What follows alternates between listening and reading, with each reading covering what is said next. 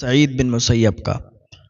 حضرت ابو دعا فرماتے ہیں کیونکہ اللہ والے ایسے ہوتے ہیں نا، انہیں وہ لوگ پسند ہوتے ہیں جو اللہ سے قریب ہوتے ہیں، جو اللہ کے نیک بندے ہوتے ہیں، جو اللہ کی رضا پر راضی رہنے والے ہوتے ہیں، اللہ والوں کو وہی پسند ہوتے ہیں، اور وہ اپنے گھروں کے رشتے بھی انہی کے ساتھ کرتے ہیں۔ ایسے ہی میری نظر سے ایک واقعہ گزرا حضرت سعید بن مسیب کا کہ حضرت ابو دعا رحمۃ اللہ علیہ فرماتے ہیں کہ میں حضرت سعید بن مسیب کے پاس بیٹھتا تھا، ان کی مجلس میں بیٹھتا تھا، وہ سمجھاتے تھے، لوگوں کو بتاتے تھے، درس دیا کرتے تھے، لوگوں کو اچھائی کا پیغام دیا کرتے تھے، لوگوں کو نیکی کی دعوت دیا کرتے تھے، تو لوگ ان کے پاس آتے تھے، قطار در قطار ان کے پاس آتے تھے، ان کی باتوں کو سمجھا کرتے تھے۔ میں حضرت سعید بن مسیب رحمۃ اللہ علیہ کے پاس بیٹھتا تو ایک دن ان کی مجلس میں 3-4 دن میرا گیپ ہو گیا، میں ان کی مجلس میں 3-4 دن نہیں حاضر ہوا۔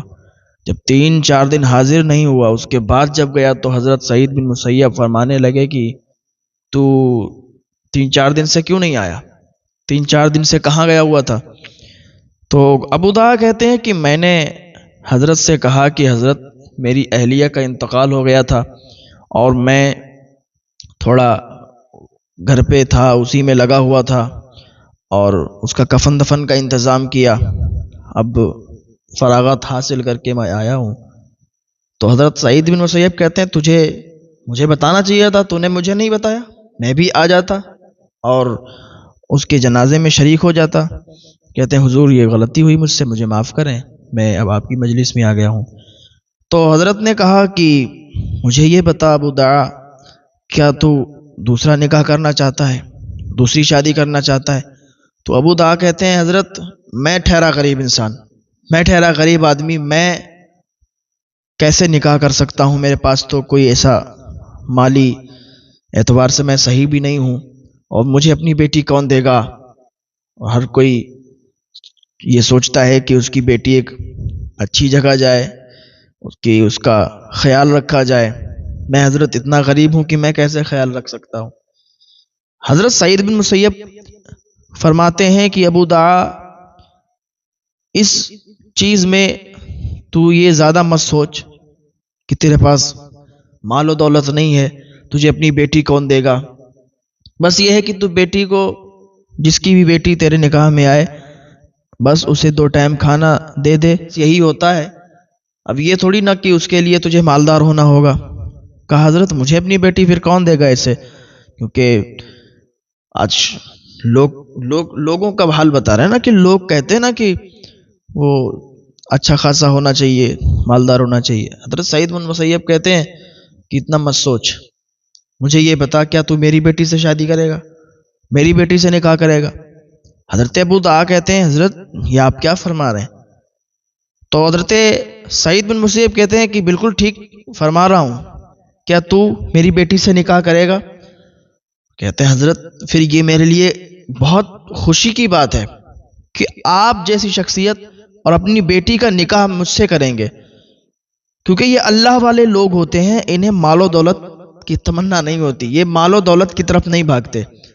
آج ہمارا جو معاشرہ ہے، ہمارا یہاں جو رواج چلتے ہیں، جو رسومات ہیں، وہ یہ ہے کہ آج کا جو انسان ہے وہ مال و دولت کی طرف بھاگتا ہے، کہ اگر کوئی مالدار شخص ہے اور اچھا خاصا کماتا ہے، بینک بیلنس اچھا ہے، گاڑی ساڑی ہے ان کے پاس، تو اس کو دیکھتے ہیں کہ اپنی بیٹی کا نکاح وہاں کریں گے، اپنی بیٹی کی شادی وہاں کریں گے تو وہ خوش رہے گی۔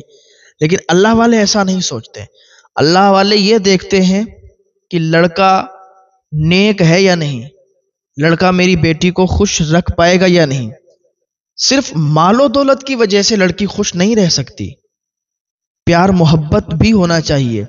پتہ چلا مال و دولت بہت زیادہ ہے، بہت زیادہ بینک بیلنس ہے، لڑکا ہی صحیح نہیں ہے، لڑکا ہی غلط ہے، غلط فعلوں میں پڑا ہوا ہے، غلط کام کر رہا ہے، اور اس کے ساتھ اگر کسی کی بیٹی کی شادی ہوئی تو ظاہر سی بات ہے جو غلط افعال میں پڑا ہوا ہے تو ظاہر سی بات ہے وہ اس کے ساتھ جو شادی ہوگی تو وہ ضرور پریشان کرے گا۔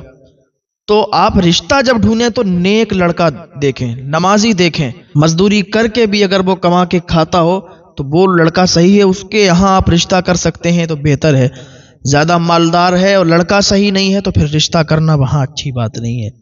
حضرت سعید بن مسیب نے کہا ابو دا، میں تیری امیری و غریبی کو نہیں دیکھ رہا ہوں، میں تو بس یہ دیکھ رہا ہوں کہ تو نیک ہے اور تو اللہ کی رضا پر راضی رہنے والا ہے، میں اسی وجہ سے اپنی بیٹی کا نکاح تجھ سے کروں گا۔ حضرت ابو دا کہتے ہیں کہ میری خوشی کا پھر امتحان نہیں رہا، میں تو مطلب اتنی خوشی تھی کہ کیا ہی بتائیں۔ تو کہتے ہیں کہ ٹھیک ہے حضرت، جیسا آپ حکم فرمائیں۔ کہا حضرت نے پھر ٹائم بھی نہیں لگایا اور جلدی سے میرا نکاح اپنی بیٹی کے ساتھ کر دیا اور ہم دونوں رخصت ہو گئے اور ہم دونوں وہاں سے چلے آئے۔ گھر پہ آئے، کچھ کھانا رکھا ہوا تھا، وہ کھانا لیا اور وہ کھانا کھانے لگے۔